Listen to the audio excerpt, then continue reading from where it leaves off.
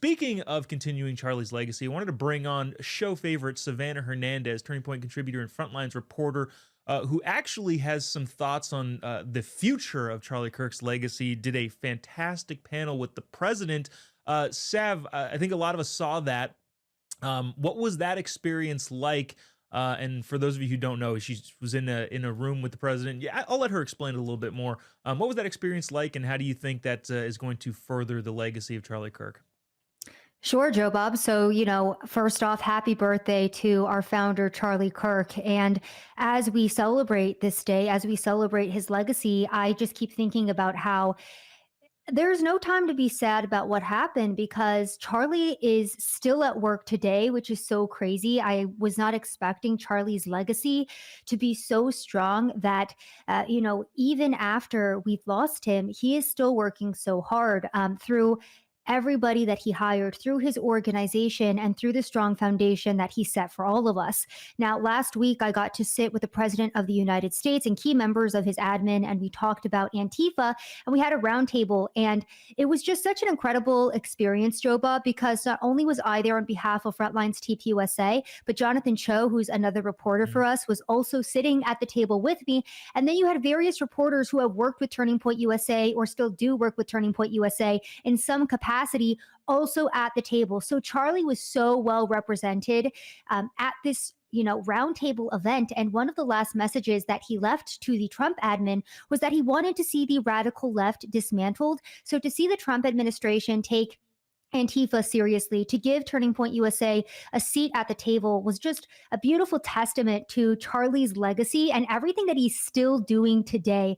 And yeah, Joe Bob, I mean, I'm just so grateful. And it's been incredible to see, like I said, how hard Charlie worked that led us all up to this point, and how he is still making a positive change in the United States and actively, destroying horrific left-wing ideology that is violent, that is negative to the United States of America.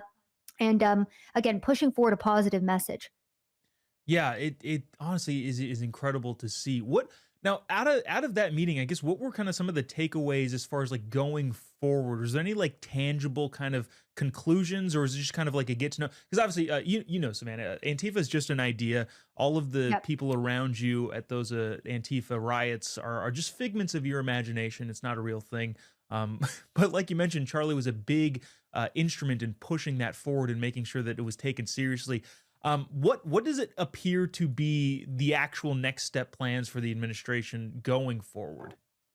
Well, just today on the Charlie Kirk show, you had Treasury Secretary Scott Bessent talking about how they are going to be going after Antifa financially. They're going to be digging into the financial ties of this organization, who is funding these people to foment violence, who is getting them out of jail after they foment violence against the United States of America. So we do have the IRS that is investigating that. There are also a couple other things that are going on behind the scenes that I can't discuss. But, I will say that the administration is taking this very seriously, whereas for I feel like the last decade, you had journalists screaming into the void and trying to highlight this issue, and we were completely ignored. Not by Charlie Kirk, however. Charlie, he had been at the forefront of talking about Antifa and highlighting these issues, highlighting radical left-wing extremism, and how this is going to be a huge problem in the United States of America. So to be able to, again, carry on this mission on behalf of Charlie, he just laid such a strong foundation for all of us. And it is truly incredible to,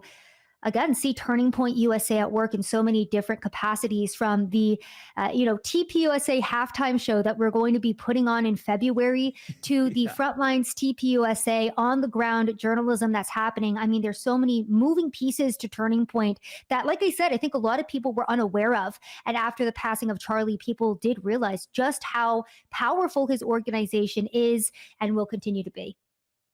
Yeah, it's honestly it's still astonishing, even though you knew it was happening when he was here and you were involved, but especially now you kind of go, holy cow, this thing is big.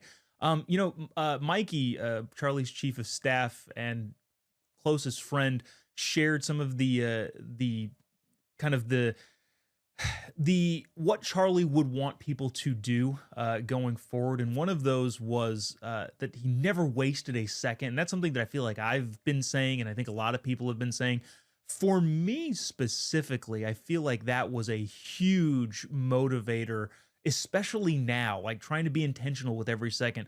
Mikey mentioned that it didn't mean he's like working longer hours. That means whatever hours he was awake and doing things were intentional, whether that was at work, whether that was spending time with family and all that sort of stuff. Outside of the office, whatever you're doing, being entirely intentional.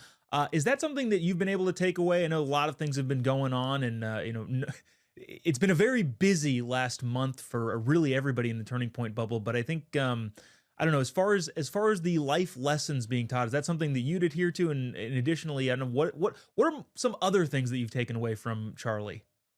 Jobob, I can't even watch TV to relax anymore because I feel so focused on the Yeah. mission here. I'm like, you know what? Charlie wouldn't want me to be doing this. He would want me to be reading a book right now. He would want me to understand the Bible more thoroughly. He would want me to understand how to fix the country better. So it's funny that you say that because I feel so much conviction now to utilize every single moment of my day properly for Charlie. And yes, that is a major one. Also, being healthy and eating healthy. Charlie was such a big proponent on all of us being the best versions of ourselves that we could be, whether that was spiritually, physically, emotionally, in terms of our family life. So, absolutely, I think that the way that I can honor Charlie best, not only by representing Turning Point USA well and working hard for the org, but is by just, being a good person. I always say that a better America starts with the individual. I think that was, kind of a big mantra and viewpoint that Charlie had as well. So,